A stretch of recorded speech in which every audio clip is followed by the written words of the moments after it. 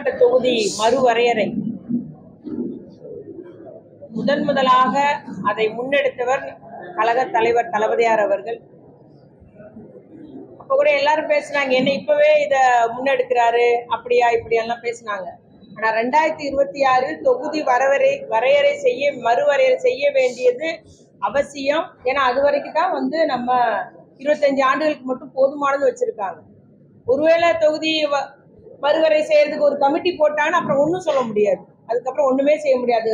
சித்தம் போக்கு சிவன் போக்கும் போயிட்டு இருக்கும். அதனாலதான் நம்முடைய முதலமைச்சர் அவர்கள் முன்னுக்கூட்டியே இது மிக கட்டாயம், இது நம்முடைய தமிழர்களுடைய நலத்தின் மீது தமிழர்களுடைய உரிமையை பாதிக்கக்கூடியது, அது நம்முடைய மக்கள் நலத்தை பாதிக்கக்கூடியதாக, இது நம்முடைய தலையில தொங்குற கத்தின்னு சொல்லிதான் இதை முதல் முன்னெடுப்பா நம்முடைய கழக தலைவர் செஞ்சாங்க. அதே போல மார்ச் 5ஆம் தேதி அனைத்து கட்சி கூட்டம், தமிழ்நாட்டை சேர்ந்த அனைத்து கட்சி கூட்டத்தை கூட்டினாரு. கிட்டத்தட்ட 63 கட்சிகள் அழைக்கப்பட்டதுல 58 கட்சிகள், தமிழகத்தில் உள்ள அத்துணை கட்சிகள் அதுல கலந்துக்கிட்டாங்க. ஒரு பெரும் ஆதரவு கிடைச்சது. நம்முடைய முதலமைச்சர் அந்த 58 கட்சிகள் கலந்து கொண்டு இதற்கு வரையறைக்கு ஆதரவாக நியாயமான மறுவரையறை நடைபெற வேண்டும் என்று ஒரு ஒத்த கருத்து உருவாக்கப்பட்டது. ஒரு வரலாற்று முக்கியத்துவம் வாய்ந்தது. தமிழகத்திலே அது நம்முடைய திராவிட முன்னேற்ற கழக தலைவர் அவர்கள் நிகழ்த்தி காட்டினார்கள். அதில் எடுக்கப்பட்ட தீர்மானத்தின்படி அதில் என்ன தீர்மானப்படுத்தினாங்கன்னா, நியாயமான மறுவரையறை வேண்டும். நாடாளுமன்ற தொகுதி மறுவரையறை செய்யும் போது நியாயமான ஒரு மறுவரையறை வேண்டும். அதுபோல இதற்காக தொடர் நடவடிக்கை எடுப்பதற்காக இந்த மறுவரையறையினால பாதிக்கப்படுகிற பிற மாநிலங்களை இணைத்து ஒரு கூட்டு நடவடிக்கை குழு அமைத்து தொடர்ச்சியாக இதை நடவடிக்கை எடுத்து செல்ல வேண்டும் என்ற தீர்மானம் அந்த அனைத்து கட்சி கூட்டத்தில் எடுக்கப்பட்டது. அதன்படி மீண்டும் நம்முடைய மார்ச் 22ஆம் தேதி நம்முடைய கழக தலைவர் அவர்கள் கூட்டு நடவடிக்கை குழு கூட்டத்தை கூட்டினார்கள். அதில் 3 முதலமைச்சர்கள், ஒரு துணை முதலமைச்சர் மற்றும் முன்னாள் அமைச்சர்கள் உள்ளிட்ட 7 மாநிலங்களை சேர்ந்த, அதாவது நம்முடைய தமிழ்நாடு ஒன்று, அது போக தெலுங்கானா, கேரளா, கர்நாடகா, ஒடிசா, பஞ்சாப் போன்ற மாநிலங்களை சார்ந்த பெரிய கட்சி தலைவர்கள் அதில் கலந்து கொண்டு அவருடைய கருத்தை பகிர்ந்தார்கள். இது முதல் முன்னெடுப்பாக நம்முடைய கழக தலைவர் எடுப்பதற்கு எல்லாருடைய ஆதரவை தெரிவித்தாங்க, அவருடைய பாராட்டை தெரிவித்தார்கள். தொடர்ச்சியாக நாம் எல்லாம் பாராளுமன்றத்தில் ஒருங்கிணைந்து செயல்பட வேண்டும். தொடர்ச்சியாக இது நம்முடைய மாநிலத்தின் உரிமைகளை பாதிக்காதபடி நாம் பார்த்துக் கொள்ள வேண்டும். நம்முடைய ஒன்றிய பாஜக அரசை வலியுறுத்த வேண்டும் என்றெல்லாம் அன்று முடிவு செய்யப்பட்டது. அதன்படி நம்முடைய பாராளுமன்ற உறுப்பினர் அத்துணை பேரும் பாராளுமன்றத்தில் குரல் கொடுத்தாங்க. ஆனா எந்த பதிலும் சொல்லல. ஒரு சரியான பாராளுமன்ற உறுப்பினர் பேசக்கூட விடல, அவங்களுக்கு எந்த பதிலும் சொல்லல. ஆனா என்னைக்கோ ஒரு அமித்ஷா அவர் ஒரு கூட்டத்துல பேசி அந்த பேச்சை மட்டும் ஏற்கனவே சொல்லியாச்சுன்ற மாதிரி சப்பக்கட்டு கட்டுறாங்க. ஆனா உறுதிமொழியை தரல. இந்த மாதிரி நீங்க எதிர்பார்க்கிற மாதிரி எதுவும் நடக்கல, இதுதான் உண்மை, இப்படி செய்ய போறன்ற அந்த உறுதியை இதுவரைக்கும் ஒன்றிய பாஜக அரசு தரல. அவை தொடர் முயற்சியாக நம்முடைய இது எல்லா மாநிலங்களுக்கும் அவர்களுடைய மக்களிடமும் இதை எடுத்து செல்ல வேண்டும் என்று கூறப்பட்டுள்ளது. அதன்படி நம்முடைய தமிழகத்தை சார்ந்த நம்முடைய தமிழக மக்கள் அத்தனை பேருமே நீங்கள் இது நம்முடைய சேர்ந்து போராட வேண்டும். ஏனென்றால் நம்முடைய பிரதிநிதித்துவம் பாதிக்கப்படுது, நம்முடைய உரிமை பாதிக்கப்படுது, நம்ம குரலற்றவர்களா ஆகிவிடுவோம். நமக்கு தொகுதி குறையுதுன்னா இப்பவே ஒவ்வொரு கோரிக்கை, மக்களுடைய கோரிக்கை நிலைநாட்டுவதிலும் சரி, பாராளுமன்றத்தில் குரல் கொடுப்பதிலும் இப்பவே கண்டும் காணாம இருக்கிறது ஒரு ஒன்றிய அரசு, பாஜக அரசு.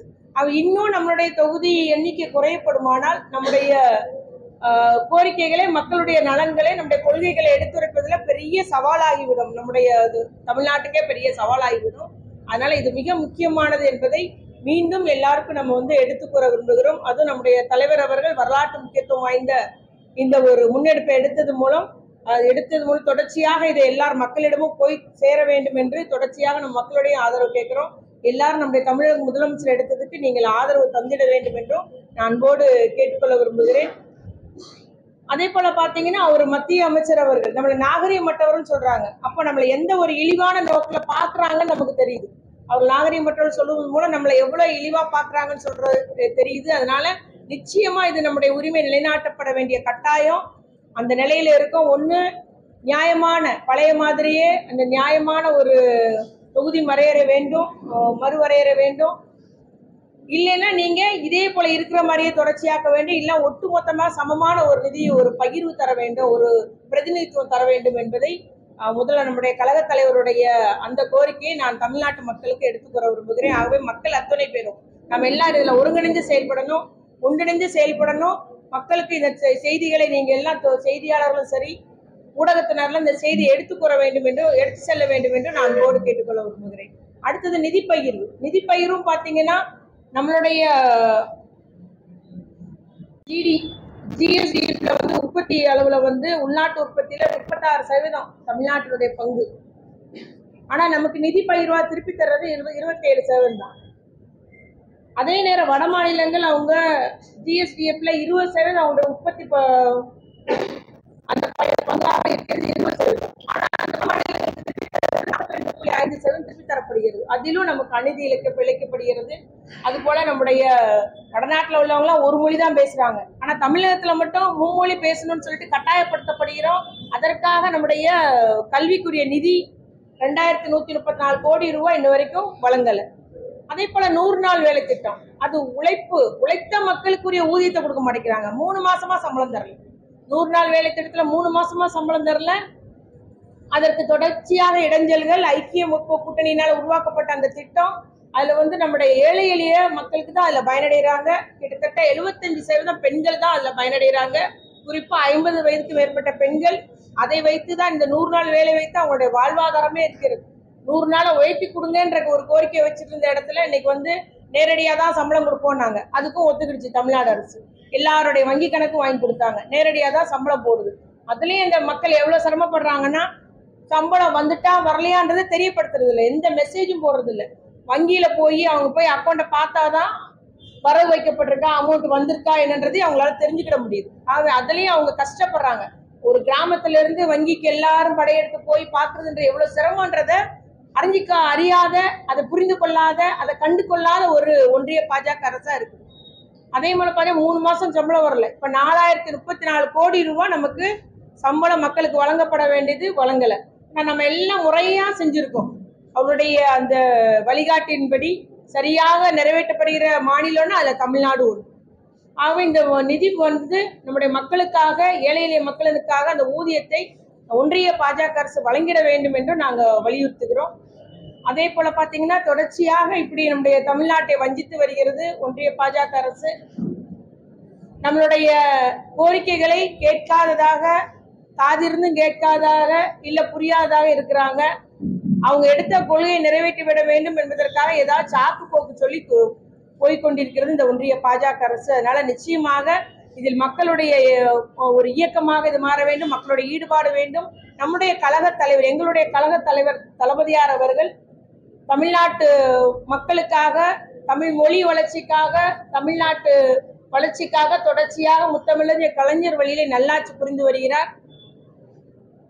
அவருடைய அந்த நல்லாட்சிக்கு பங்கு விளைக்கும் வண்ணமாகவும் இல்லாதும் பொல்லாது சொல்லிக்கொண்டு வாய்ப்பு வந்த புகாரெல்லாம் எங்களுடைய தலைவரையும் கூறிக்கொண்டு இருக்கிறார்கள். அது ஒன்றிய பாஜக அரசு எங்களுக்கு சட்டப்படி, நியாயப்படி நீதியை நீங்க நிலைநாட்டிட வேண்டும். நியாயமான ஒரு தொகுதி மறுவரையறையை தமிழ்நாட்டு உள்ளிட்ட 7 மாநிலங்களுக்கும் தந்திட வேண்டும் என்று நான் வலியுறுத்தி கூற விரும்புகிறேன்.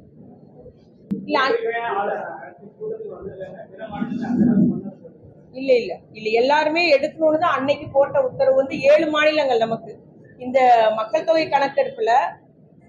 கணக்கெடுப்பின் மூலம் மறுவரை செய்யப்படும் போது பாதிக்கப்படும் மாநிலங்கள் 7 மாநிலங்கள். ஒடிசா, பஞ்சாப், கேரளா, கர்நாடகா, வெஸ்ட் பெங்கால், தெலுங்கானா போன்ற மாநிலங்கள் அதுல வந்து பாதிக்கப்படுது. அவங்க எல்லாம் இதுல உறுதியா இருக்கிறாங்க. எடுக்கிற முன்னெடுப்புக்கு நம்முடைய முதலமைச்சர் தளபதியார் எடுக்கிற முன்னெடுப்புக்கு ஆதரவாகவும் ஒத்துழைப்பாகவும் இருப்போம் என்பதுதான் அவங்களுடைய நம்முடைய ஒரு கூட்டத்தில் எடுக்கப்பட்ட முடிவு. அதனால அது மக்களிடம் கொண்டு செல்ல வேண்டும். பாராளுமன்றத்தில் எல்லாரும் ஒருங்கிணைந்து செயல்படுற முடிவு அதுபடியா தொடர்ச்சியா செயல்படுகிறது. கண்டிப்பா செஞ்சுக்கிட்டு தானே இருக்கிறோம். நம்மளுடைய எல்லா முதலமைச்சர் முன்னெடுப்புப்படி எல்லா இடமே நம்ம வந்து ஒரு உறுதி ஒன்று வாசிக்க சொன்னாரு. திருமண பிரச்சாரம் போட்டு எல்லா இடம் மக்களுக்கு, எங்களுடைய கழக செயல் வீரர்களுக்கு எல்லாருக்கும் புரிய வச்சிருக்கிறோம். எல்லா கூட்டங்களையும் அதை எடுக்கிறோம். தமிழ்நாடு தொடர்ந்து போராடும், தமிழ்நாடு வெல்லுன்ற அந்த ஒரு எங்களுடைய முதலமைச்சருடைய முன்னெடுப்பை எல்லாத்துக்கும் எடுத்து சொல்றோம். இது நீதியே, இதில் உள்ள நியாயத்தையே எடுத்து சொல்றோம். உதாரணத்துக்கு 1971 மக்கள் தொகை வளர்ச்சி பார்த்தீங்கன்னா தமிழ்நாடு உள்ளிட்ட அந்த 7 மாநிலங்களில் 23 தமிழ்நாடு வந்து 23.41%, வட மாநிலங்களில் 24.39% இருந்தது. ஏறக்குறைய ஒரு சமநிலை. அதே நேரம் இப்போது உள்ள கணக்கெடுப்பு படி பார்த்தீங்கன்னா அதுல பெரும் வேறுபாடு வந்திருக்கு. தமிழ்நாட்டில் 12.51% இப்போ நமக்கு மக்கள் தொகை வளர்ச்சி இருக்குது. ஆனா வட மாநிலத்துல 21.83%. அப்ப எவ்வளவு வேறுபாடுன்னு பார்க்க 2 மடங்கு அந்த வந்து வளர்ச்சின்றது வட மாநிலத்துல இருக்குது. அதனாலதான் இதை வந்து நம்முடைய வலியுறுத்துகிறோம். அதனால இப்பொழுது எல்லாரும் புரிஞ்சுக்கிட்டாங்க. நம்முடைய முதலமைச்சர் எடுத்திருக்கிற முதலில் எடுத்த அந்த முன்னெடுப்பு என்பது சரியானது. இது சரியான நேரத்தில் எடுக்கப்பட்டிருக்கு. ஆனா ஒன்றிய பாஜக அரசுடைய அமைச்சர்கள் அமைதியா இருக்கிறாங்க. இது வரைக்கும் ஒரு தெளிவான ஒரு விளக்கத்தை சொல்லி எதையும் நமக்கு உறுதியான ஒரு விளக்கத்தை தரல, அமைதி காக்கிறார்கள். அதிலே நமக்கு வந்து இன்னும் சந்தேகம் வலுக்கிறது. ஆகவே நம்முடைய உரிமையை கேட்டு பெற வேண்டும், வலியுறுத்தி பெற வேண்டும் என்பதில் நம்முடைய திராவிட முன்னேற்ற கழக தலைவர் அவர்கள், அவரோடு உள்ள அத்துணை கட்சி தலைவர்களும் உறுதியாக இருக்கிறார்கள். அது அந்த சமையலரும் சமையல் உதவியாளர், சமையலர் லட்சுமி, சமையல் உதவியாளர் முனியம்மான்றவங்க அன்னைக்கு அந்த சிறுவன் 5ஆம் வகுப்பு மாணவன் ஜோதீஸ்வர் என்ற வந்து முட்டை கேட்டிருக்காரு. அது முட்டை இல்லைன்னு சொல்லியிருக்காங்க. அதுல அந்த பையன் என்ன சொன்னாரோ தெரியல, வந்து அந்த தொடப்பத்தால அது விளக்குமாறு நம்ம சொல்லுவோம், அதனால அடிச்ச அந்த காட்சி வீடியோல பார்த்தோம். உடனடியா அது நமக்கு தெரியப்பட்ட உடனே வந்து 3ஆம் தேதி, அதாவது இன்னைக்கு 5ஆம் தேதி, முந்தின நாளே வந்து அவர் இருவரையும் நம்ம சஸ்பெண்ட் பண்ணிட்டோம். அந்த சமையலை சஸ்பெண்ட் பண்ணிட்டோம். மட்டுமல்லாமல் நேற்று மாலை வந்து 2 பேர் மேலையும் இளஞ்சிறார் அந்த வழக்குப்படி, ஜூனியர் ஜஸ்டிஸ் அந்த ஆக்ட் படி அவர்கள் கைது செய்யப்பட்டுள்ளார்கள். ஏன்னா சிறார் மீது ஏற்பட்ட அந்த வன்கொடுமையினால் அவங்கள கைது செய்யப்பட்டு இருக்குது. அதனால நிச்சயமா திராவிட மாடல் அரசு, எங்களுடைய தலைவர் அவர்கள் ஒரு காலம் குழந்தைகளுக்கு எதிரான வன்முறைக்கு இந்த அரசு சகிக்காது. எங்களுடைய தலைவர் உடனடியாக நடவடிக்கை எடுப்பாரு. உடனே நடவடிக்கை எடுத்தாரு.